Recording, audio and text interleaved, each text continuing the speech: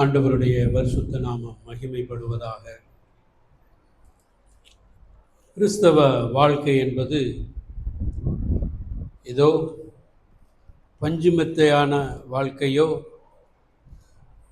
ஒரு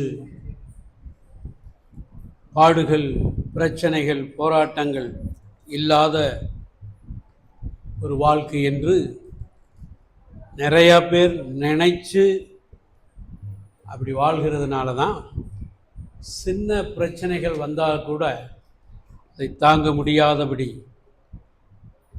ஒரு சிறு வியாதி வந்தால் கூட தாங்க முடியாதபடி ஆண்டவரை விட்டு ஒரு பின்மாற்ற நிலைமைக்கு போய் தள்ளப்படுகிற ஒரு நிலைக்கு வருகிறார்கள். வேதாகமம் நமக்கு திரும்ப திரும்ப சொல்லக்கூடிய ஒரு உண்மை, அதிலும் அப்போஸ்தலர்கள் அல்ல, ஆண்டவரே நமக்கு சொன்ன ஒரு வார்த்தை. அது மத்தேயு சுவிசேஷம் 16வது அதிகாரம் 24வது வசனத்தில் சொல்லப்பட்டிருக்கிறது.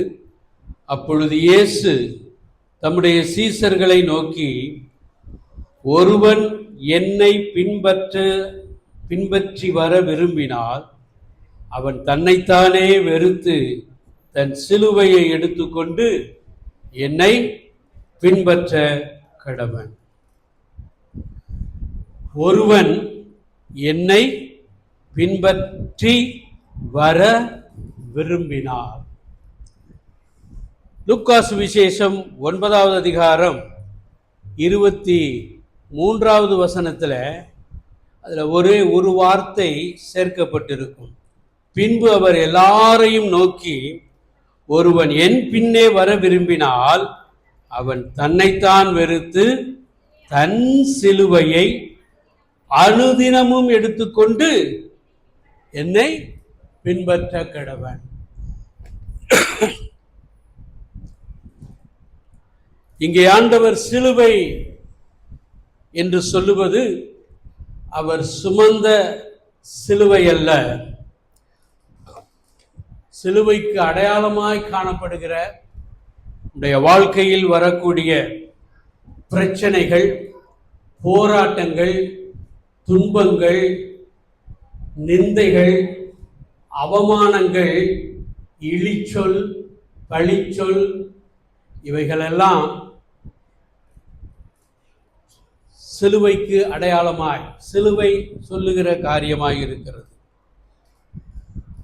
ஆனால் ஆண்டவர் இந்த வார்த்தையை சொல்லுவதற்கான ஒரு பிரதான காரியம், எப்ப இதையெல்லாம் நாம ஃபாலோ பண்ண முடியும் அப்படின்னா, அப்போஸ்தலனாகிய பவுல் கலாத்தியருக்கு எழுதின நிருபத்திலே அங்கே ஆண்டவர் சொல்லக்கூடிய சிலுவையை பின்பற்றி வர விரும்பினால் நம்மை நாமே எப்போ வெறுக்க முடியும், சிலுவையை அனுதினமும் எப்பொழுது சுமக்க முடியும் என்பதற்கான ஒரு பதிலை அவர் அங்கே எழுதி வைத்திருக்கிறார். ஆண்டவராகிய இயேசு கிறிஸ்து, வெளியில இருக்கிறவங்க எல்லாம் உள்ளவாங்க, அபிஷேக் உள்ளவா, செக்கினா உள்ளவா, ஆண்டவராகிய இயேசு கிறிஸ்து சிலுவை சுமந்த பின் சிலுவையில் அறையப்பட்டார். நன்றாக நீங்கள் கவனிச்சீங்கன்னாதான் நான் சொல்லக்கூடிய சத்தியங்கள் உங்களுக்கு புரியும். ஆண்டவராகிய இயேசு கிறிஸ்து சிலுவை சுமந்த பின் சிலுவையில் அறையப்பட்டார். நீங்களும் நானும் சிலுவையில் அறையப்பட்ட பின் சிலுவை சுமக்க வேண்டும். அல்லேலூயா. ஒத்துக்கிட்ட 2 பேரும் அல்லேலியா சொல்றீங்க, தெரியாதவங்க அல்லேலியா சொல்ல முடியல. உங்களை நான் பாராட்டுகிறேன். செய்தியை நீங்கள் கேட்க கேட்க கேட்க கேட்க நீங்கள் விளங்கிக் கொள்வீர்கள். ஏன் நாம் சிலுவையில் அறையப்பட்ட பின் சிலுவை சுமக்க வேண்டும்? ஆண்டவர் சிலுவையில் அறையப்படுவதற்கு முன்பு சுமந்தாரே, அவர் சுமப்பதற்கும் நாம் சுமப்பதற்கும் என்ன வித்தியாசம்? அவர் பாவத்தை பாராத சுத்தக்கண்ணர், அவர் பரிசுத்தமுள்ள தேவன். அவர் எதையும் சிலுவையில் அறைய வேண்டிய அவசியம் இல்லை. உங்களுடைய பாவத்தையும் என்னுடைய பாவத்தையும் தவிர அவர் செய்த ஒன்றை சிலுவையில் அறைய வேண்டும் என்பது ஒன்று இல்லை. எனவே அவர் சிலுவை சுமந்து உலகத்தின் பாவங்களை சுமந்து தீர்க்கும்படியாக சிலுவையிலே அறையப்பட்டார். ஆனால் இன்றைக்கு நீங்களும் நானும் அப்படி அல்ல. இந்த உலகம் முழுவதும் பொல்லாங்கனுக்குள் கிடக்கிறது. பொல்லாங்கனுக்குள் கிடக்கிற இந்த உலகத்திலே அனுதினமும் நாம் வாழ வேண்டிய அவசியம் இருக்கிறது. அப்படி வாழும்போது பலவிதமான பிரச்சனைகள் நமக்கு முன்பாக வரும். பலவிதமான இச்சையான காரியங்கள் நமக்கு முன்பாக வரும். இவைகளை வெறுத்து சிலுவையை எடுத்து சுமந்து செல்ல வேண்டும் என்று சொன்னால் முதலாவதாக நாம் சிலுவையிலே அறையப்பட வேண்டும். பவுல் எப்படி அதை விளக்குகிறார்? கலாத்தியருக்கு எழுதின நிருபம் 6ஆம் அதிகாரம் 14வது வசனத்தை எடுத்தவங்க வாசிங்க.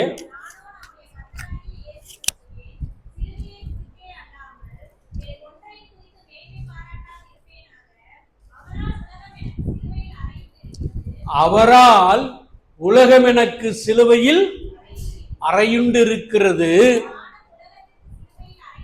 நானும் உலகத்திற்கு சிலுவையில் அறையுண்டிருக்கிறேன். உலகமும் அறையப்பட வேண்டும், நாமும் சிலுவையில் அறையப்பட வேண்டும். உலகமும் அறையப்பட வேண்டும்.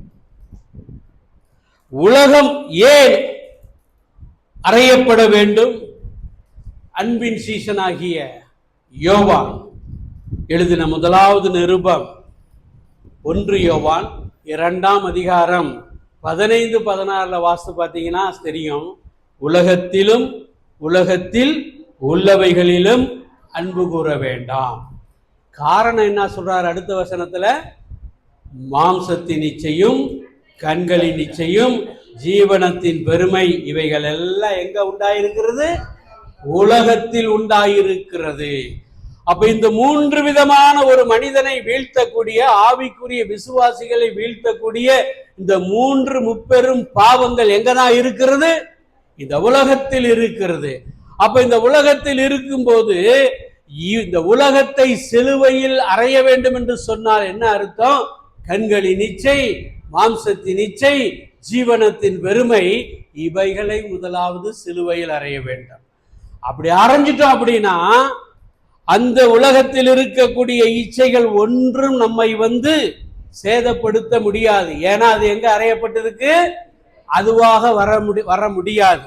மாறாக நாம் மாத்திரம் சிலுவையில் அறையப்பட்டு இந்த உலகம் சிலுவையில் அறையப்படாமல் இருக்கும் என்று சொன்னால் ஏற்கனவே நாம செய்து வந்த பாவங்கள் அவைகளை விட்டொழித்து ஆண்டவருக்கு பின்பாக வந்திருக்கிறோம். அந்த பாவங்கள் மறுபடியுமாக நம்முடைய வாழ்க்கையிலே பிரவேசித்து அவைகளை செய்யும்படியாக அவைகள் இன்றளவும் தூண்டத்தான் செய்யும். எத்தனை பேர் இதை ஒத்துக்கிறீங்க? எத்தனை பேர் ஒத்துக்கிறீங்க? அப்ப அவ்விதமாக தூண்டக்கூடிய ஒரு சூழ்நிலை இருக்கிறதுனால தான் முதலாவது எதை சிலுவையில் அறையணும்? உலகத்தை சிலுவையில் அறைய வேண்டும். அடுத்து அப்படியே உலகம் சிலுவையில் அறையப்பட்டாலும் நாமளா போய் அறையப்பட்டிருக்கிற அந்த உலகத்தின் பக்கத்திலே போய் பாவம் செய்துவிடக் கூடாது என்பதற்காகத்தான் நாமும் இதில் அறையப்பட வேண்டும், சிலுவையில அறையப்பட வேண்டும். அல்லேலூயா. புரிகிறதற்காக ஒரு சின்ன உதாரணம் சொல்றேன். இது ஒரு சின்ன உதாரணம், எளிமையான உதாரணம், வேடிக்கையா கூட இருக்கலாம். ஆனா புரிவதற்காக சொல்லுகிறேன். ஒரு சின்ன பையன், படிக்கிற பையன், படிக்காம தேர்வு காலத்துல அடிக்கடி அந்த பேட் எடுத்துட்டு போய், கிரிக்கெட் பேட் எடுத்துட்டு போய், பால் எடுத்துட்டு போய் எப்ப பார்த்தாலும் விளையாண்டுக்கிட்டே இருக்கிறான். அவனுடைய நேரத்தை எது திருடுகிறது? அந்த கிரிக்கெட் பேட்டும் பாலும் திருடிக்கிட்டே இருக்குது. எப்ப பார்த்தாலும் அதுலயே தான் குறிக்கோளா இருக்கான். அவனுக்கு நினைச்சா அதெல்லாம் போர் அடிச்சதுக்கு அப்புறமேலு ஒரு அரை மணி நேரமோ ஒரு 1/4 மணி நேரமோ வந்துதான் புஸ்தகத்தை திறந்து படிக்கிறான். இதை பெற்றோர்கள் கவனிச்சுக்கிட்டே இருக்கிறாங்கன்னு வச்சுக்கோங்க. இப்ப 2 காரியம் அவங்க செய்யலாம். என்ன செய்யலாம்? நீ போய் நீ உன்னை நடமாட விடுறதுனால தானே போய் அந்த பேட்டையும் பாலையும் எடுத்துட்டு போய் விளையாடுற. இந்திரா உன்னைய இந்த போஸ்ட்ல கட்டி வச்சிடறேன் அப்படின்னு கட்டி வச்சா அவன் போக மாட்டான். அவன் போக மாட்டான் என்பது உண்மைதான். ஆனால் அவன் படிக்க முடியுமா? அந்த சூழ்நிலையில படிக்க முடியாது. அப்ப அவனை படிக்கணும் அப்படின்னா முதலாவது இந்த பேட்டையும் இந்த பந்தையும் அவனுக்கு எட்டாத உயரத்துல, அவன் ஸ்டூல் போட்டு ஏறினாலும் வேற எது போட்டு ஏறினாலும் அவனால் எடுக்க முடியாத இடத்துல போய் சிலுவையில் அறையப்படுவதற்கு ஒப்பனையாக அதை போய் அரைஞ்சிட்டோம்னு வச்சுக்கோங்க. இப்போ அவன் போய் எடுக்கவும் முடியாது. அது நிமித்தம் பாவம் அவனுக்குள், அந்த விளையாட்டு அவனுக்குள் பிரவேசிக்காது. இப்ப ஆண்டவர் பாதுகாப்பாக 2ஐயும் சிலுவையில் அறைய சொல்லுகிறார். நாமும் சிலுவையில் அறையப்பட வேண்டும், இந்த உலகமும் சிலுவையில் அறையப்பட வேண்டும். அப்ப ஆண்டவர் சொன்ன இந்த வார்த்தை என்ன வார்த்தை? ஒருவன் என்னை பின்பற்ற விரும்பினால் அவன் தன்னைத்தான் வெறுத்து தன் சிலுவையை அனுதினமும் எடுத்துக்கொண்டு என்னை பின்பற்ற கடவன். நம்பர் 1. இப்ப நிறைய கிறிஸ்தவர்களுக்கு ஒரு விதமான புது உபதேசம் உலாவிக் கொண்டு இருக்கிறதுனால ரட்சிக்கப்பட்டாச்சு, அபிஷேகம் பெற்றாச்சு, அதனால நமக்கு துன்பமோ பாடுகளோ வியாதியோ போராட்டமோ அவமானமோ எதுவுமே வராது. ஆனால் வேதம் தெளிவாய் சொல்லுகிறது, எல்லாரும் இந்த வசனங்களை மனப்பாடம் பண்ணி வைத்துக் கொள்ளுங்கள்.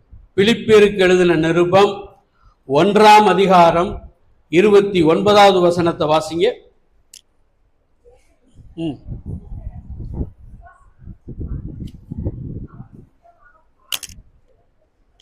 கிறிஸ்துவினிடத்தில் விசுவாசிக்கிறதற்கு மாத்திரமல்ல, அவர் நிமித்தம் பாடுபடுகிறதற்கும் நமக்கு அருளப்பட்டிருக்கிறதே. 1 பேதுரு அது எப்படி இன்னும் பேதுரு அப்போஸ்தலன் இன்னும் கொஞ்சம் விளக்கமா சொல்றாரு, சூழ்நிலையை சொல்லி சொல்றாரு. 1 பேதுரு 2:20 வாசிங்க. நீங்கள் குற்றம் செய்து அடிக்கப்படும் போது பொறுமையோட சகித்தால் அதனால் என்ன கீர்த்தி உண்டு? சூழ்நிலையை சொல்றார். நீங்க ஒரு தப்பு பண்ணிட்டீங்க, அந்த தப்பு நிமித்தம் ஒரு தண்டனை வருகிறது. அப்போ போய் நீங்க உட்கார்ந்துக்கிட்டு இந்த தண்டனையை நான் சகிக்கிறேன் ஆண்டவரே அப்படின்னா அதனால ஆண்டவருக்கு கீர்த்தி இல்லை, மாறாக நன்மை செய்து பாடுபடும் போது பொறுமையோட சகித்தால் அதுதான் தேவனுக்கு முன்பாக பிரியமாயிருக்கும், பிரீதியாயிருக்கும். ஹல்லேலூயா. அப்ப இந்த வசனம் என்ன சொல்லுகிறது? ரட்சிக்கப்பட்ட ஒரு ஆவிக்குரியவர்களுக்கு போராட்டங்கள் உண்டு, பாடுகள் அருளப்பட்டிருக்கிறது என்று சொல்லப்பட்டிருக்கிறது. அப்ப இந்த பாடுகளை சந்தோஷத்தோட ஏற்றுக்கொண்டு, இப்படிதான் மலை பிரசங்கத்திலே ஆண்டவர் சொல்றார். மத்தேயு சுவிசேஷம் 5வது அதிகாரம் 11-12 நீங்க வாசித்து பார்த்தீங்கன்னா, என் நிமித்தம் உங்களை நிந்தித்து துன்பப்படுத்தி பலவிதமான தீமையான மொழிகளை உங்கள் பேரில் பொய்யாய் சொல்வார்களானால் நீங்கள் பாக்கியவான்களாயிருப்பீர்கள். சந்தோஷப்பட்டு களி கூறுங்கள், பரலோகத்தில் உங்கள் பலன். இது குடும்பத்துக்கு தேவையான ஒரு வசனங்க. கணவன் மனைவிக்கிடையே அடிக்கடி பிரச்சனை வந்து அவர்கள் அடிக்கடி சண்டையிட்டுக் கொள்வதும் அந்த சண்டை கடைசியில விவாகரத்து வரைக்கும் போறதுக்கு காரணம் என்ன? ஒருவேளை உங்கள் கணவன் உங்களை பொய்யாய் குற்றப்படுத்தி இருக்கலாம். ஒருவேளை உங்கள் மனைவி உங்கள் கணவனை பொய்யாய் குற்றப்படுத்தி இருக்கலாம். ஆனால் அந்த பொய்யான குற்றச்சாட்டையும் சந்தோஷத்தோடு நீங்கள் சகித்து வாழ ஆரம்பிப்பீர்கள் என்றால் உங்களையும் என்னையும் போல பாக்கியவான்கள் இந்த உலகத்தில் யாருமே கிடையாது. அல்லேலூயா. அதான் யாக்கோபு அப்போஸ்தலன் சோதனையை சகிக்கிற மனுஷன் பாக்கியவான் என்று அவன் வேறு விதமாக சொல்லுகிறான். அப்போ ஒரு ஆவிக்குரியவன் நமக்கு முன்பாக இதுல ஒரு கவனம் தேவை, ஒரு விழிப்பு தேவை. நமக்கு வருகிற சோதனையும் பாடுகளும் தேவனால் அனுமதிக்கப்பட்டு வருகிறதா அல்லது நாம செய்த பாவத்து நிமித்தம், நாம செய்த தீமையான செயல்களின் நிமித்தம் வருகிறதா அப்படின்னு பார்க்கணும். அப்படி ஆராய்ந்து பார்த்து நம்ம கண்ணுக்கு நம்முடைய அறிவுக்கு எட்டின அளவிற்கு நாம செய்த பாவத்து நிமித்தம் வரவில்லை, இது கர்த்தர் நமக்கு அனுமதித்த சோதனை என்று நீங்கள் உணரும் பட்சத்தில் அதை சலிப்போடு அல்ல, வருத்தத்தோடு அல்ல, களிப்போடு நீங்கள் சகிப்பீர்கள் என்று சொன்னார். நீங்களும் நானும் தான் ஆண்டவர் சொல்லுகிற அந்த பாக்கியவான்களாய் மாறுவோம். ஹல்லேலூயா. ஆக இயேசுவை பின்பற்று வர விரும்பும் மனிதன் முதலாவது என்ன பண்ணணும்? தன்னைத்தான் வெறுக்கணும். வேறு வார்த்தையில் சொன்னா சுயத்திற்கு மரிக்க வேண்டும். சுயத்திற்கு மரிக்க வேண்டும். இரண்டாவது தான் தன் சிலுவையை அனுதினமும் எடுத்து சுமக்க வேண்டும். இந்த சுயத்திற்கு மரித்தாலே ஏறத்தாழ ஒரு 60-70% பாடுகளை சகிக்கக்கூடிய ஒரு பழக்கம் வந்துடும். ஜார்ஜ் முல்லர் என்று சொல்லக்கூடிய ஒரு விசுவாச ஊழியரிடத்தில் நான் ஏற்கனவே இதை சொல்லியிருக்கிறேன். எத்தனை பேர் ஞாபகம் வச்சிருக்கிறீங்கன்னு எனக்கு தெரியல. இந்த செய்திக்கு இந்த எடுத்துக்காட்டு ஒரு ஆழமான ஆதாரமாக இருக்கிறதுனால மறுபடியும் அதை நான் சொல்லுகிறேன். ஒரு வாலிபன் வந்து, யா நீங்கள் விசுவாசத்திலே ஊழியம் செய்கிறீங்க, உங்களுடைய ஊழியம் வெற்றி பெறுவதற்கு காரணம் என்ன? உங்களுடைய ஊழியம் வெற்றி அடைவதற்கான வழிகள் என்ன? அதுக்கு நீங்க என்ன செய்றீங்கன்னு அவன் கேட்கும்போது அவர் சொன்னார், கிறிஸ்துவோடு சிலுவையில் அறையப்பட்டேன், என் சுயம் மரித்தது.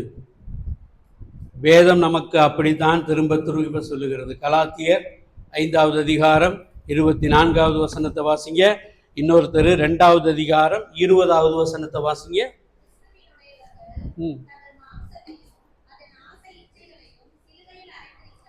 கிறிஸ்துவினுடையவர்கள் தங்கள் மாம்சத்தையும் அதன் ஆசை இச்சைகளையும் சிலுவையில் அறைந்திருக்கிறார்கள். சிலுவையில் அறைந்த பிற்பாடு அதுக்கு வேற பேரு தன்னைத்தான் வெறுத்து சுயத்திற்கு மரிக்கக்கூடிய ஒரு மனிதனால் தான் சிலுவையில அறையப்பட முடியும். அந்த வாலிபனுக்கு அந்த வயசுல அவர் சொன்னது புரியல. இந்த சுயத்திற்கு மரித்தல் என்றால் என்ன அப்படின்னு சொல்லி மறுபடியும் அவன் கேட்டிருக்கான். அப்ப அவர் சொன்னாரு, நீ நேரா கல்ற தோட்டத்துக்கு போ. கல்ற தோட்டத்துக்கு போனீன்னா அங்க நேக கல்லறைகள், மரித்தவர்களுடைய பெயர் பலகை தாங்கி அவர்களுடைய பெயரெல்லாம் போட்டிருக்கு, எப்போ அவங்க பிறந்தாங்க எப்போ மரித்தாங்கலாம் இருக்கும். ஒவ்வொரு கல்லறையிடத்தில் போய் அவர்கள் பெயர்களை சொல்லி சொல்லி அவர்களை புகழ்ந்து பேசு. அடுத்த அரை மணி நேரம் கழிச்சு ஒவ்வொரு கல்லறையினிடத்திலும் போய் ஒவ்வொருவருடைய பெயரையும் சொல்லி எந்த அளவுக்கு பழித்து இழித்து தூற்றி பேச முடியுமோ அந்த அளவுக்கு தூற்றி பேசு. பேசிட்டு என்கிட்ட வாடானார். அவன் அவ்விதமாய் செய்து மறுபடியுமாக ஜார்ஜ் முல்லர் ஐயாவிட்ட வந்து, நான் போய் நீங்கள் சொன்னபடி செஞ்சிட்டேன் அப்படின்னா. சரி, முதலாவது நீ அவர்களை புகழ்ந்து தானே பேசின? ஆமாங்கய்யா. நீ அவர்களை புகழ்ந்து பேசும்போது அவர்கள் உன்னை பெருமையாக பேசினாங்களா? இல்லையா? அப்படிலாம் ஒன்றும் செய்யல. சரி, நீ அவர்களை இகழ்ந்து பேசும்போது அவங்க சீறி பாய்ஞ்சாங்களா? அதெல்லாம் ஒண்ணுமே செய்யல. அவங்க பாட்டுக்கு கல்லறையில மூடப்பட்ட கல்லறையாகத்தான் இருந்தது. இதுதான் சுயத்திற்கு மறித்தல். ஒரு பணத்திட்ட போய் ஆசை வார்த்தை பேசுனீங்களா, அது எந்திரிக்காது. பொல்லாத வார்த்தை அதை குறித்தே பேசினாலும் அது என்ன பண்ணாது? கிறிஸ்தவ அப்படித்தான் இருக்கு. உங்களுக்கு புரியபடி சொல்லணும்னா, சூடு சுரண வெக்கம் எதுவும் இருக்கக்கூடாது. இருந்துச்சுன்னா நீங்க சுயத்திற்கு மறிக்க வாய்ப்பில்லை.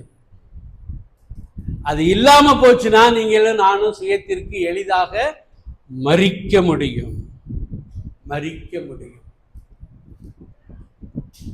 பிரேத கல்லறையில் இருக்கக்கூடிய ஒரு பிரேதம் எப்படி புகழுக்கும் இகழ்ச்சிக்கும் செவிமடுக்காமல் அது படுத்த நிலையில எப்படி இருக்குதோ, அதே மாதிரி ஜீவனுள்ள நீங்களும் நானும் சுயத்திற்கு மறித்திருக்கிறோம் என்று சொன்னால், நம்ம பற்றி யாரு என்ன புகழ்ந்து பேசினாலும் அதுவும் நம்ம பாதிக்க கூடாது. என்னதான் திட்டி வஞ்சி பேசினாலும் அதுவும் நம்ம என்ன பண்ணக்கூடாது? பாதிக்க கூடாது. ஏன் அப்படின்னா, இனி நான் அல்ல, கலாத்தியர் 2:20, இனி நான் அல்ல, யார் எனக்குள் பிழைத்திருக்கிறார்? கிறிஸ்துவே எனக்குள் பிழைத்திருக்கிறார். அப்ப நான் எங்க போயிட்டேன்? செத்து போயிட்டேன். நான் எங்க போயிட்டேன்? செத்து போய். நான் செத்து போயிட்டேன்னா என்ன அர்த்தம்? என்னுடைய சுயம் மரித்தது, என்னுடைய சுய நீதி மரித்தது, என்னுடைய சுய புகழ் மரித்தது, என்னுடைய சுய சித்தம் மரித்தது, சுயத்தில் வரக்கூடிய அத்தனை காரியங்களும் மரித்து விட்டது. இப்ப எல்லா உயிர் பற்றி இருக்கிறதுனா ஒரே ஒருத்தர் தான் இருக்கிறாரு. அவர்தான் என் ஆண்டவராகிய இயேசு கிறிஸ்து. அவர்தான் எனக்குள் பிழைத்திருக்கிறார். அப்ப கிறிஸ்துவினுடையவர்கள் தங்கள் மாம்சத்தையும் ஆசை இச்சைகளையும் சிலுவையில் அரைஞ்சாச்சுன்னா, இப்ப நமக்குள்ள ஒரு புதிய ஜீவன் ஒண்ணு வரும். அந்த ஜீவன் தான் கிறிஸ்து. ஹல்லேலூயா, ஹல்லேலூயா. இந்த மாதிரி மாறினதுக்கு அப்புறம், சுயத்திற்கு மரித்ததற்கு பிற்பாடு, நீங்களும் நானும் சிலுவையை சுமப்பது எளிது என்று ஆண்டவர் கூறுகிறார். சுயத்திற்கு மரித்ததற்கு பிற்பாடு சிலுவை சுமப்பது எளிது. மரிக்கிறதுக்கு முன்னாடியே சிலுவை எடுத்துட்டு நான் சுமக்க போறேன் அப்படின்னா, நம்மால சுமக்க, அரிமத்தானாகி யோசேப்பு போய் சிலுவையை சுமக்க வேகமா போனான். அவனால சுமக்க முடிஞ்சதா? கொஞ்ச நேரம் தான் சுமக்க முடிஞ்சது. காரணம், அவன் இன்னும் மரிக்கவில்லை, சுயத்திற்கு மரிக்கவில்லை. சுயத்திற்கு மரித்த என் தேவனால் தான் அவருடைய சிலுவையை சுமக்க முடிந்தது. அதே போல நம்ம ஒவ்வொருவருக்கும் நியமிக்கப்பட்டிருக்கிற அந்த சிலுவையை சுமக்கணும் அப்படின்னா, நம்பர் 1, நீங்களும் நானும் எதற்கு மரித்திருக்கணும்? சுயத்திற்கு மரித்திருக்கணும். ஒரு நல்ல பாடல் சகோதரன் அகஸ்டின் ஜெபக்குமார் ஐயா எழுதி பாடின பாடல், சி மைனர். சிலுவை சுமந்தோராய் சீசனாகுவோம், சிந்தை வாழ்விலும் தாழ்மை தெரிப்போம் என்ற பாடல்.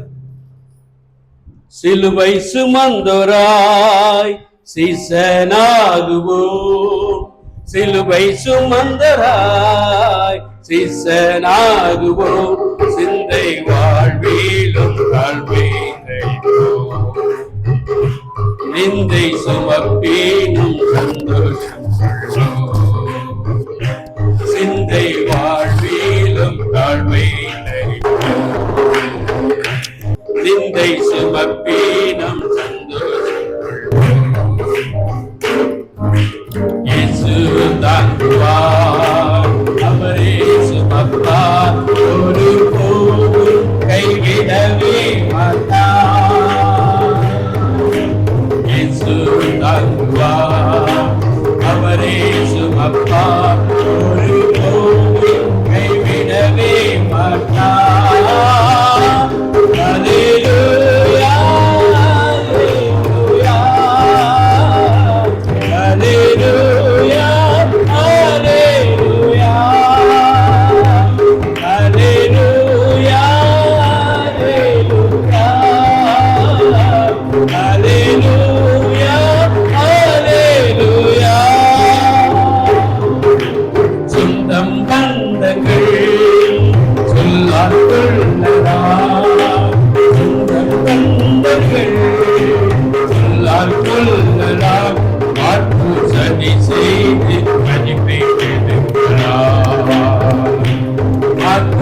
அதை செய்து மதிப்பை எடுக்கிறார்.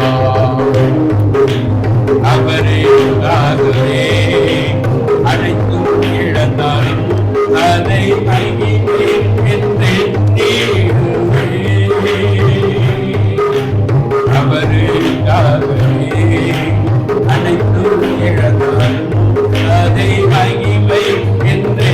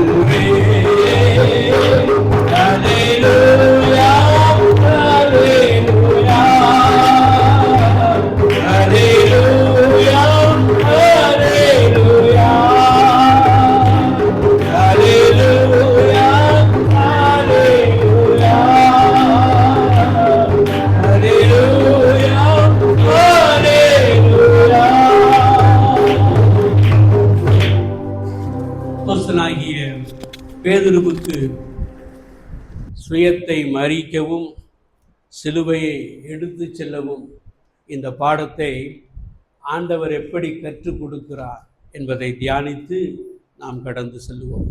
மத்தேயு சுவிசேஷம் 16வது அதிகாரம் 13வது வசனத்திலிருந்து 26 வரை உள்ள வசனத்தை ஒவ்வொருத்தரும் ஒவ்வொரு வசனத்தை வாசிங்க பார்க்கலாம். மத்தேயு 16, 13 26 வரை.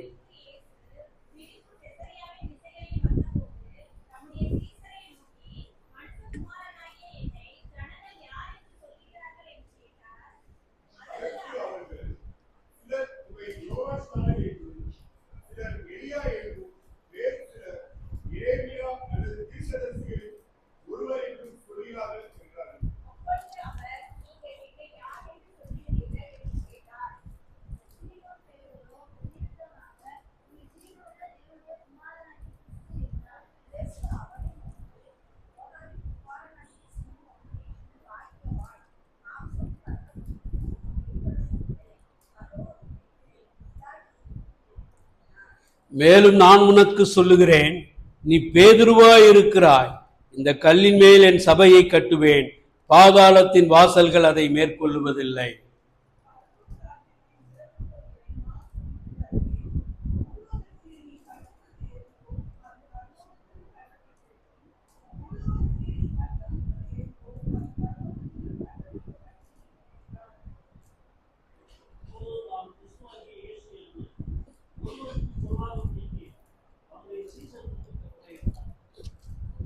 வாசிங்க.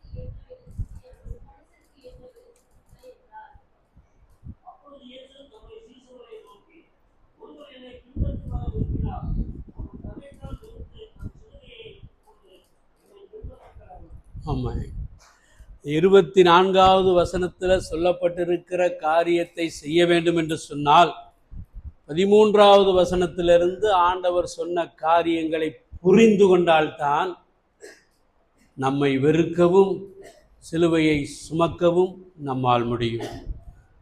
ஆண்டவர் தன்னுடைய ஊழியத்தை குறித்து ஒரு ஃபீட்பேக் கேட்கிறார். யார்கிட்ட கேட்கிறார் அப்படின்னா சீசர்கள்ட்ட கேட்கிறார். என்ன கேட்கிறாரு? சரிப்பா, ஒரு நாள் நான் 3.5 வருஷம் ஊழியம் செஞ்சுக்கிட்டே இருக்கிறேன். என்ன இந்த ஜனங்கள் என்னை யார் என்று சொல்லுகிறார்கள் என்று சீசர்கள்ட்ட கேட்டார். சீசர்கள் சொன்னாங்க, சிலர் உம்மை யோவான் ஸ்நானகர் என்றும், சிலர் உம்மை எலியா என்றும், சிலர் எரேமியா அல்லது அது போன்ற ஏசாயா இந்த மாதிரி தீர்க்கதரிசிகளில் ஒருவர் என்றும் சொல்லுகிறார்கள். இப்போ ஆண்டவர் புரிஞ்சுக்கிட்டார். ஏன்னா அவங்களுடைய சூழலுக்கு ஏற்றபடி அவங்க இருதயத்தில் இருக்கிறத பூரா ஆண்டவர் சொன்னார். பார்த்தீங்களா? சொன்ன உடனே இந்த ஜனங்கள் என்ன நினச்சிக்கிட்டாங்க? இவர் ஒரு பெரிய மகா பெரிய தீர்க்கதரிசி என்ற அந்த அளவோடு தான் ஜனங்கள் அவரை புரிந்து வைத்தார்கள். சரிப்பா, அவங்க என்ன தீர்க்கதரிசின்னு அறிஞ்சு வச்சிருக்கிறாங்க. நீங்க என்ன யார் என்று அறிந்திருக்கிறீர்கள், என்ன யார் என்று சொல்லுகிறீர்கள்? டக்குன்னு பேதுரு அடிச்சாரு, நீ ஜீவனுள்ள தேவனுடைய குமாரனாகிய கிறிஸ்து. ஆண்டவர் அப்படியே ஆச்சரியப்பட்டு போயிட்டார். அதாவது அந்த அவ்வளோ பெரிய வார்த்தைக்கு என்ன அர்த்தம்னா, நீர் ஜீவனுள்ள தேவனுடைய குமாரனாகிய கிறிஸ்து என்பதற்கு ஒரே அர்த்தம் என்னன்னா, வரப்போகிற மேசியா நீர் தான் ஆண்டவரே. இதைத்தான் ஆண்டவர் விரும்பினார். இவங்களுக்கெல்லாம் ஊழியம் செய்யறத பார்த்துட்டு என்ன மேசியான்னு இவங்க நினைக்கிறாங்களா, இல்ல ஏதோ ஒரு தீர்க்கதரிசின்னு தான் அந்த அளவுல தான் நினைச்சுக்கிட்டு இருக்கிறாங்களேன்றதை தெரிந்து கொள்வதற்குத்தான் ஆண்டவர் இந்த கேள்வியை கேட்டாங்க. ஜனங்கள் பாதிதான் புரிந்து வைத்திருந்தார்கள், அதுல தப்பும் இல்லை. நீங்களாவது என்னை யார் என்று அறிந்து வைத்திருக்கிறீர்கள் கேட்டவுடனே பேதுரு சொன்ன அந்த பதிலை கேட்டு ஆண்டவர் குளிர்ந்து போய் என்ன சொல்லுகிறார்? மாம்சமும் இரத்தமும். அப்படின்னா என்ன அர்த்தம்? யூதர்கள் அடிக்கடி சொல்லக்கூடிய ஒரு வார்த்தை. மாம்சமும் இரத்தத்தையும் உடையவனாகிய மனுஷன் இதை உங்களுக்கு வெளிப்படுத்தல, என்னுடைய பிதா தான் உனக்கு இதை என்ன பண்ணியிருக்கிறாரு? வெளிப்படுத்தி இருக்கிறார் அப்படின்னு சொல்லிட்டு, இந்த கல்லின் மேல் என் சபையை கட்டுவேன், பாதாளத்தின் வாசல்கள். நல்லா கவனிச்சுட்டே வாங்க. அப்ப ஒரு மிகப்பெரிய வெளிப்பாட்டை, பிதா தெரிந்து வைத்திருக்கக்கூடிய ஒரு வெளிப்பாட்டை இப்ப யார் பெற்றுட்டா? பேதுரு பெற்று விட்டான். ரைட். அதனால பேதுருட்ட மனம் வந்து திறந்து பேச ஆரம்பிக்கிறார். என்ன பேச ஆரம்பிக்கிறாரு? 21வது வசனத்தை வாசிங்க. அதுக்கு முன்னாடி ஒரு கண்டிஷன் சொல்லிடுறார். ரைட், நீங்க என்ன அறிஞ்சு வச்சிருக்கிறீங்களா பாருங்க மேசியான்னு சொல்லி, அதை போய் யார்கிட்ட போய் சொல்லிடாதீங்க, ஜனங்கள்கிட்ட சொல்லாதீங்க. சரி, இப்ப நான் உன்கிட்ட ஒன்று சொல்ல போறேன்ப்பா அப்படின்னு சொல்லி ஆண்டவர் சொல்லுகிறார். நாம் எருசலேமுக்கு போய்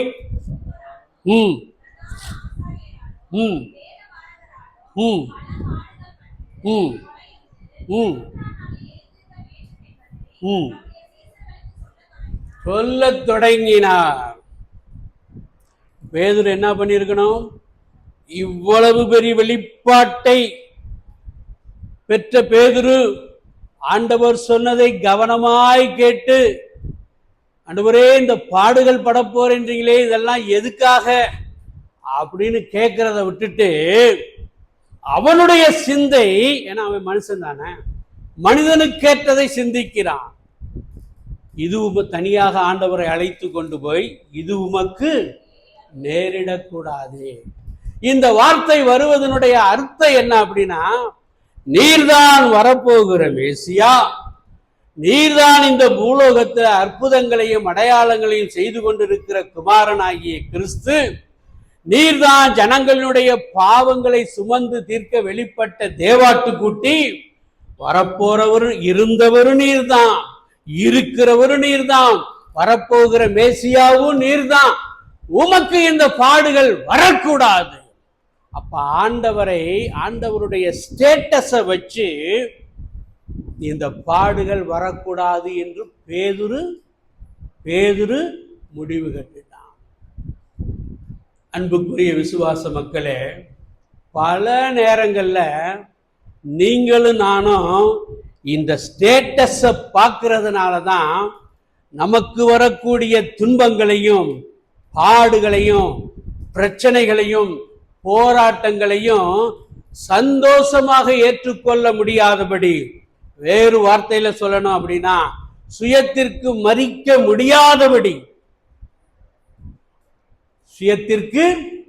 மறிக்க முடியாதபடி நம்முடைய உண்மையான சுபாவம் வெளிப்படுவதை நாம் பார்க்கிறோம்.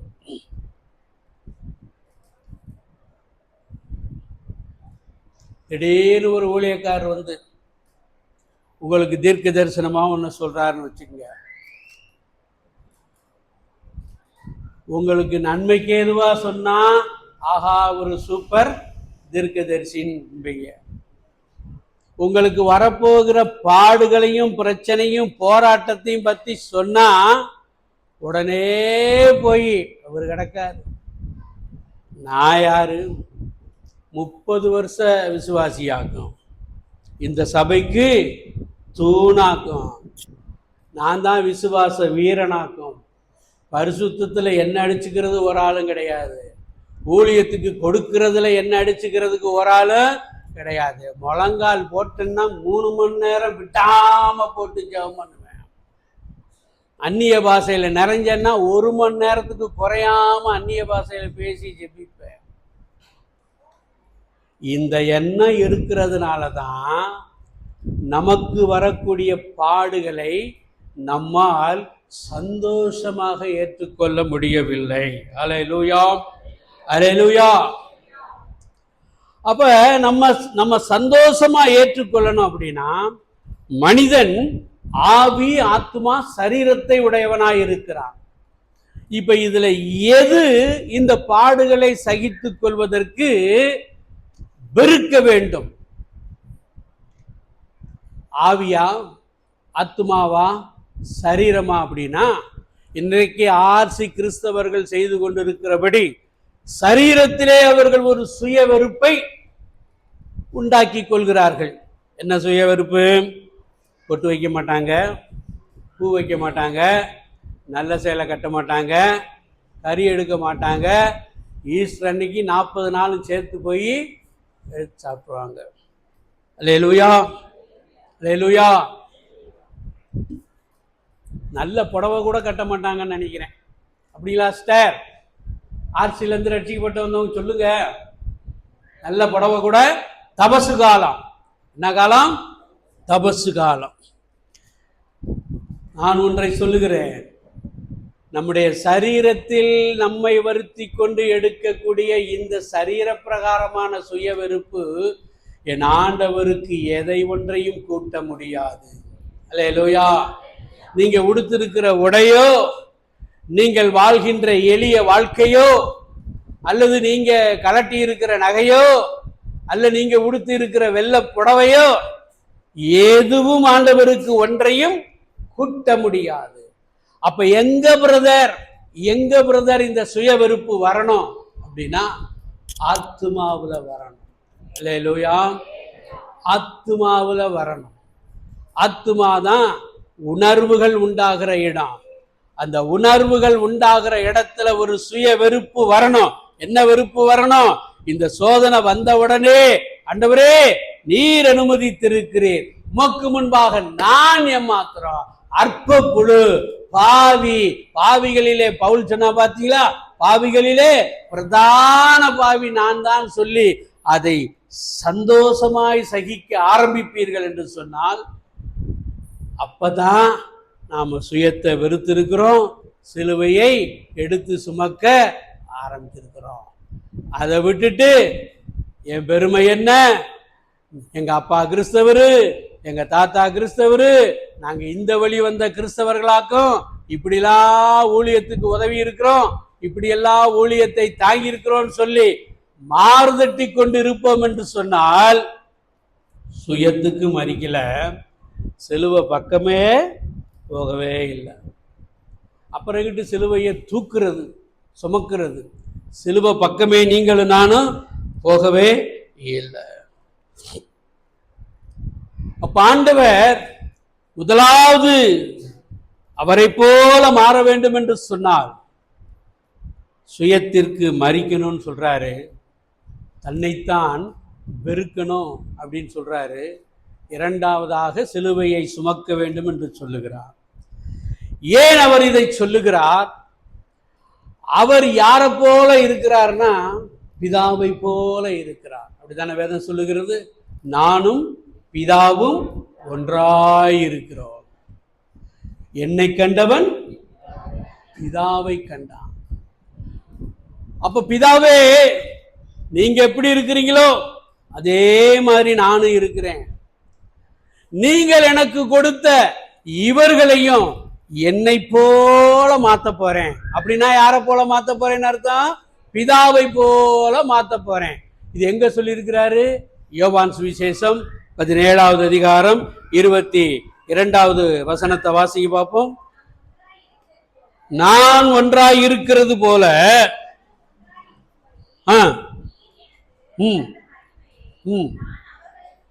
ஆமென்.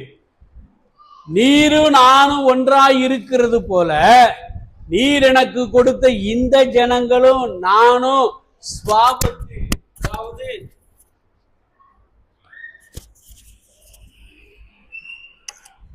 ஸ்வாபத்தில் ஆத்துமாவில் ஒன்றாக இருக்கணும். அப்படின்னா இந்த ஆத்துமாவில ஏற்படக்கூடிய ஒரு சுய வெறுப்பு அல்லது சுயத்திற்கு மறித்தல் நம்மிடத்திலே உண்டாகும்.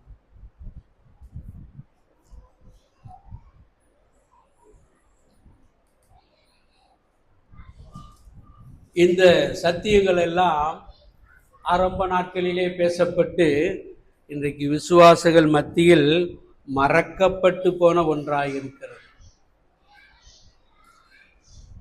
சிலுவை இல்லாம ஃப்ரீடம் இல்லை. Without cross there is no crown. சிலுவை இல்லாமல் ஃப்ரீடம் இல்லை. பாடுகள் இல்லாம without pain there is no gain. பாடுகள் இல்லாமல் நமக்கு ஒன்று லாபம் இல்லை. தேவன் வைத்திருக்கிற அந்த பாடுகளின் வழியாக கடந்து செல்லும் போதுதான் மெய்யாகவே நம்மை வெறுத்திருக்கிறோம் அப்படின்னு அர்த்தம். சிலுவையை சுமக்க ஆரம்பிச்சிருக்கிறோம்னு அர்த்தம். நான் பார்த்த உண்மை, கிறிஸ்தவர்கள் அல்லாத புறஜாதி மக்களிடத்தில் இந்த சுவாபங்கள் இருப்பதை நான் கண்டு ஆச்சரியப்பட்டு போயிட்டேன். என்னோடு வேலை பார்த்த ஒரு சகோதரர் சோழவந்தான் பக்கத்தில் இருக்கிற திருவேடகம் பள்ளியில் அவர் தலைமை ஆசிரியராக இருந்து ஓய்வு பெற்றவர். என்னுடைய செட்டு தான். ஒரு முறை 2017 ப்ராக்டிக்கல் எக்ஸாமுக்காக நான் எக்ஸ்டர்னல் எக்ஸாமினராக அங்கே போயிருந்தேன். அவருடைய வீடு அந்த கேம்பஸில் தான் இருக்கு. காலை மாலை தேர்வு முடிஞ்ச உடனே அவர் வீட்டுக்கு கூப்பிட்டுருந்தாரு. போனேன். வீட்டுக்கு போனால் ஒரே ஒரு மகள் மென்டல் டிஸார்டர் ஆகி அந்த இடத்துலையே எல்லா காரியமும் 1 2 எல்லாம் அந்த இடத்துலையே செஞ்சு, இவர் போன உடனே வயசு எப்படியும் நார்மல் ஏஜ்னா அதுக்கு 13 14 இருக்கு, மெச்சூர்டான பிள்ளை. போன உடனே அப்படியே அந்த பொண்ணை தூக்கிட்டு இவர் தூக்குறாரு. அவங்க மிஸ்ஸஸ் வந்து அந்த இதெல்லாம் கழிவுகளை எல்லாம் அப்புறப்படுத்துகிறார். என்ன இன்ட்ரோடியூஸ் பண்ணுறாரு. தன்னை அறியாமலே அந்த பிள்ளை அப்படி கும்பிடுது. சரியாக பேச வராது, எழும்பி நடக்க முடியாது, சரியாக எதையும் செய்ய முடியாது. இவ்வளவு போராட்டத்தில் இருக்கக்கூடிய ஒரு மகளை வைத்துக்கொண்டு அவர் என்கிட்ட சொன்னார். அவர் தனியாக வரும்போது கேட்டேன், எப்போ இருந்து இந்த குழந்தை இப்படியே இருக்குன்னு கேட்டேன். இவ பிறந்ததுலேருந்தே இப்படி தான் இருக்கிறா அப்படின்னாரு. இதை எப்படி நீங்கள் உயிரோட சகித்து கொண்டு இருக்கிறீர்கள் அப்படின்னு கேட்டேன். அவர் அதற்கு இன்னொரு ஒரு உதாரணத்தை சொன்னார். இதுக்கே நீங்கள் எப்படி சொன்னீங்கன்னா, 3 வயது மகன் நல்லா பேசுவான், மற்றவங்களாம் படுவாங்க. 3 வயசுல இந்த வாய் அடிக்கிறானே அப்படின்னா. மதுரையில் துரைசாமி நகர் என்ற இடத்துல வீடு கட்டி கொண்டிருந்தோம். இந்த வீட்டை பார்ப்பதற்காக நானும் என் மனைவி இந்த 3 வயது குழந்தையை கூட்டிட்டு போகிறோம். போகும்போது முக்கியமான வேலை நான் சொல்லியிருந்தேன், அதை செஞ்சிட்டாங்களான்னு பார்க்குறதுக்கு இவரும் அவருடைய மனைவி வேகமாக போயிட்டாங்க. மன்னிக்கணும், வேகமாக போயிட்டாங்க. வேகமாக போய் எல்லாத்தையும் முடிச்சுட்டு எல்லா அறைகளை எல்லா வேலை எப்படி நடந்திருக்குன்னு பார்த்துட்டு திரும்பி கீழே வர்றாங்க. குழந்தைய காணோம். குழந்தைய தேடுறாங்க, பக்கத்தில் தேடுறாங்க, அங்கே கேட்குறாங்க, அந்த குழந்தை இல்லை. அப்புறம் அங்கேயும் இங்கேயும் தேடி பார்த்து அந்த கட்டட வேலைக்காரவங்களெல்லாம் கட்டட வேலையை நிறுத்திட்டு வேகமாக வந்து ஒவ்வொன்றா தேடி, ஏதாவது நாய்கி கடிச்சிருச்சா அல்லது வேற ஏதாவது பூச்சி கடித்து இறந்து போயிட்டானா அப்படின்லாம் பார்க்குறாங்க. கடைசியில் ஒரே ஒருத்தர் வந்து இந்த செப்டிக், எப்பயுமே இந்த செப்டிக் டேங்கில் தண்ணியை நிறச்சி தான் வச்சுருப்பாங்க. அந்த செப்டிக் டேங்கில் செத்து உயிர் போய் அப்படியே மிதந்து கொண்டு இருக்கிறான்.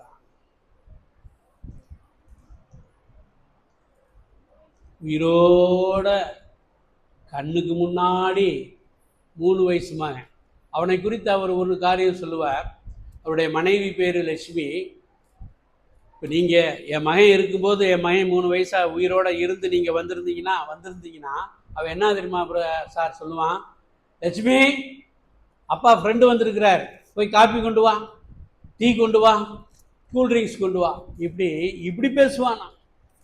இந்த மாதிரி பேச்செல்லாம் நம்ம 10 வயசு 12 வயசு பிள்ளைங்க பேசுகிறத கேட்டிருக்கோம். 3 வயது குழந்தை. அதையும் நான் இழந்து கொண்டு தான் இருக்கிறேன். இந்த உயிரோடு இருக்கக்கூடிய இந்த பெண் மகளையும் நான் வைத்து கொண்டு தான் இருக்கிறேன் சொல்லிட்டு கடைசியில் ஒன்று சொன்னார். அதுதான் என் இருதயத்தை குத்தினது. கடவுள் இதையெல்லாம் இவனால் தாங்க முடியும் என்று சொல்லிதானே இதை கொடுத்திருக்கிறார். நான் இதை துக்கமாக இல்லை, சந்தோஷமாக தான் நான் எடுத்துக்கிட்டேன். நீங்கள் சொன்னதுக்கு அப்புறமேல் தான் இது எனக்கு ஒரு பாரமோன்னு சொல்லி யோசிக்க ஆரம்பிக்குது. மற்றபடி இதுவரைக்கும் நான் பாரமாக யோசிக்கலை. அவளுக்கு ஒரு சாதாரண ஒரு மென்டல் டிஸார்டர் இல்லாத ஒரு குழந்தைக்கு என்னென்னலாம் செய்யணுமோ அதை விட ரெட்டிப்பான ஒரு கவனம் தான் நான் கொடுத்து கொண்டே இருக்கிறேன் அப்படின்னாரு. புறஜாதியார் சுயத்தை வெறுக்கவும் சிலுவையை சுமக்கவும் ஆயத்தமாக இருக்கிறாங்க. ஆனால் நீங்களும் நானுமோ ஆண்டவருக்காக ஒரு சிறு காரியத்தை கூட, ஒரு சிறு துன்பங்களை கூட ஏற்றுக்கொள்ள நமது மனதும் மாமிசமும் மறுக்கிறது. ஆனால் உங்களை என்னையும் வச்சு தான் ஆண்டவர் சுவிசேஷத்தை அறிவிக்கணும்னு வச்சிருக்கிறார். உலகத்திலே நடக்கக்கூடிய சம்பவங்களை பார்க்கும்போது நம்முடைய காலத்திலே ஆண்டவராகிய இயேசு கிறிஸ்து வந்துருவார் போல. அல்லேலூயா. இப்படியே இஸ்ரேலும் அமெரிக்காவும் ஈரானும் அடிச்சுக்கிட்டு இருந்தாங்கன்னா இது உலக யுத்தமாய் மாறுவதற்கு ரொம்ப நாள் செல்லாது. உலக யுத்தமாக மாறுச்சு அப்படின்னா நீங்களும் நானும் இப்பயே ஒரே ஒரு பெட்ரோல் கிணற பாம்பு போட்டதுக்கே இங்கே தன்னால் கேனில் பெட்ரோலை பிடிக்கவும் வாட்டர் கேனில் பெட்ரோலை பிடிக்கவும் இருந்துகிட்டு இருக்கிறோம். இனி இருக்கிற எண்ணெய் கிணறுகளை எல்லாம் அழித்து விடுவார்கள் என்று சொன்னால் உலகம் முழுவதும் கொடிய பஞ்சத்திற்குள் போகும். இதுவரை கண்டிராத பஞ்சத்திற்குள் கடந்து செல்லும். இந்த யுத்தத்திற்காக நீங்களும் நானும் அனுதினமும் ஜெபிக்க கடமைப்பட்டிருக்கிறோம். ஏன் அப்படின்னா பெட்ரோல் கிடைக்கணுன்றதுக்காக அல்ல, ராஜ்யத்தினுடைய இந்த சுவிசேஷம் உலகமெங்கிலும் பிரசங்கிக்கப்படணும். இன்னும் நம்ம இந்தியாவிலே 600க்கு மேலாக மொழி பேசக்கூடிய ட்ரைபல்ஸ் மக்கத்தில் சுவிசேஷம் அறிவிக்கப்படாமல் இருக்கிறதா இந்தியாவிலேயே. இந்தியாவை போல எத்தனை இந்தியா இருக்கு இந்த உலகத்துல பரப்புல. அவர்களுக்கெல்லாம் சுவிசேஷம் அறிவிக்கப்பட்டால்தான் ஆண்டவருடைய வருகை வரும். அதனால கஷ்டமோ துன்பமோ துயரமோ பாடுகளோ வரும்போது முதலாவது இது என்னுடைய பாவத்தின் நிமித்தமாக வந்த தேவனுடைய தீர்ப்பா என்று ஆராய்ந்து பார்க்கணும். ஆராய்ச்சி பண்ணி பார்க்குறீங்க, ஒன்றும் அப்படி இல்லைன்னு தெரிஞ்சா தேவன் அனுமதித்த இந்த சிலுவையை எடுத்துக்கொண்டு சந்தோஷத்தோடு ஒன்றை சொல்லுகிறேன், சிலுவையை சுமக்க ஆரம்பிச்சிட்டோம்னா சிலுவை பாதைக்கு முடிவு இருக்கா இல்லையா? சிலுவை பாதைக்கு முடிவு இருக்கா இல்லையா? ஆண்டவர் சுமந்த சிலுவை எங்க போய் முடிஞ்சிருச்சு? கொல்கத்தா மலையோட முடிஞ்சிருச்சு. அதே போல நம்ம சிலுவையை சுமக்க மறுத்து கொண்டு வருஷக்கணக்காக பாடுகளை ஏற்றுக்கொண்டிருக்கிறோம், துக்கங்களை சுமந்து கொண்டிருக்கிறோம். ஆனால் ஆண்டவர் கொடுக்கிற அந்த சந்தோஷத்தோடு ஏற்றுக்கொள்ள ஆரம்பிப்போம் என்று சொன்னால் தேவன் எல்லாவற்றையும் நன்மைக்கு ஏதுவாக மாற்ற வல்லமையுள்ளவராய் இருக்கிறார். ஹல்லேலூயா. அந்த விசுவாசம் உங்களுக்கு எனக்கு வேணும். அந்த விசுவாசம் வந்துருச்சுன்னா இந்த பாடுகளை நீங்களும் நானும் சந்தோஷமாக ஏற்றுக்கொள்ள முடியும். பிரியமானவர்களே, உலகத்திலே உங்களுக்கு உபத்திரவம் உண்டு, ஆனாலும் திடங்கொள்ளுங்கள், நான் உலகத்தை ஜெயித்தேன். நம்முடைய விசுவாசமே உலகத்தை ஜெயிக்கிற ஜெயம். முழங்கால் படியிடுவோம். சுயம் மரிப்பதற்கு நம்மிடத்திலே சுயநீதி காணப்படுகிறதா?